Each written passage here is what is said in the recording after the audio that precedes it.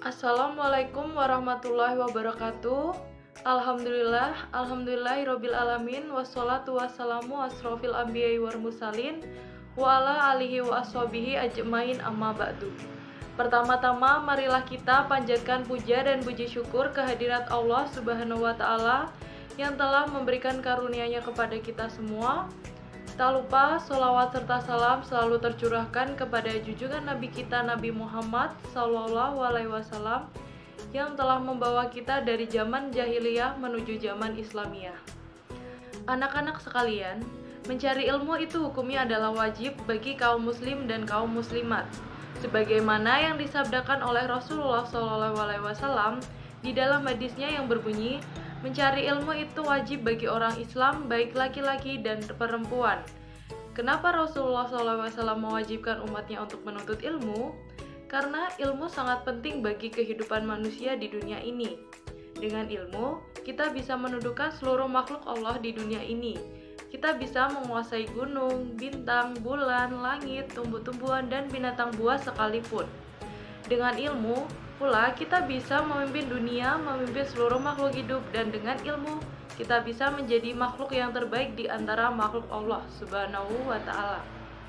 Tetapi, jika kita tidak berilmu, kita akan menjadi bodoh, tidak tahu apa-apa di dunia ini, dan pada akhirnya kita menjadi makhluk Allah yang paling rendah.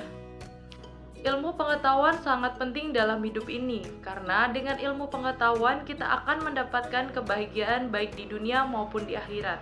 Sebagaimana sabda Nabi Muhammad SAW bersabda, barang siapa yang menghendaki dunia, maka hendaklah ia berilmu, dan barang siapa yang menghendaki akhirat, maka hendaklah ia berilmu, dan barang siapa yang menghendaki keduanya, hendaklah ia berilmu. Al-Hadis.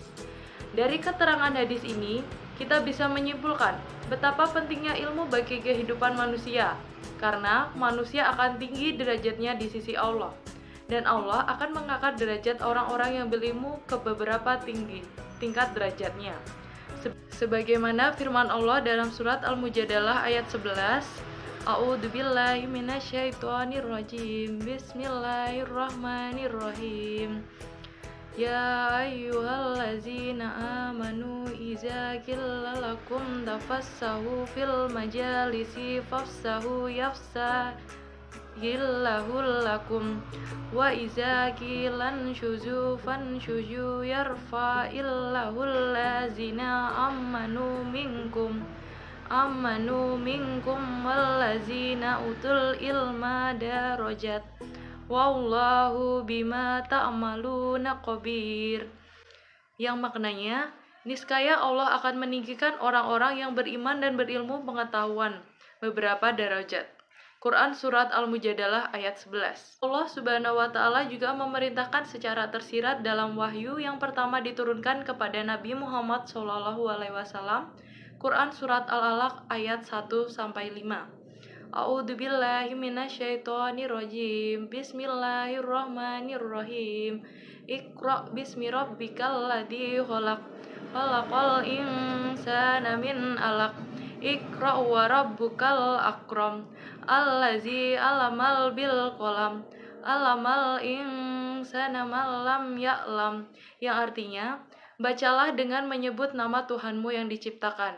Dia telah menciptakan manusia dari segumpal darah.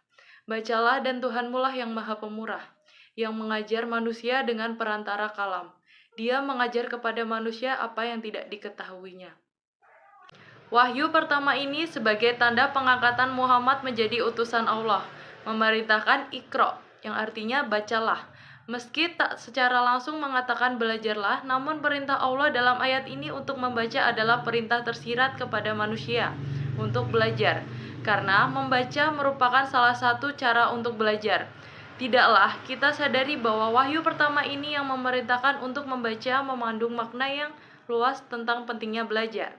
Allah tidak menurunkan wahyu pertama berupa perintah untuk sholat, puasa, sedekah, zakat, dan sebagainya, tetapi perintah Iqra yang artinya bacalah, yang dapat kita tafsirkan sebagai perintah untuk belajar. Ini menunjukkan bahwa sebelum kita beramal, kita wajib berilmu yang insya Allah akan mengantarkan pada kebahagiaan di dunia akhirat. Membaca adalah cara untuk mendapatkan ilmu. Tanpa mau membaca, seseorang sangat sulit mendapatkan ilmu. Sebagai manusia, kita memiliki akal atau inteligensi. Dengan akal, inilah kita dapat mencari ilmu pengetahuan, yang mana akan menjadi kita berbeda dengan binatang. Makhluk flora dan fauna tidak mampu mencari ilmu, karena mereka tidak berakal. Itulah sebabnya manusia lebih unggul daripada makhluk lainnya.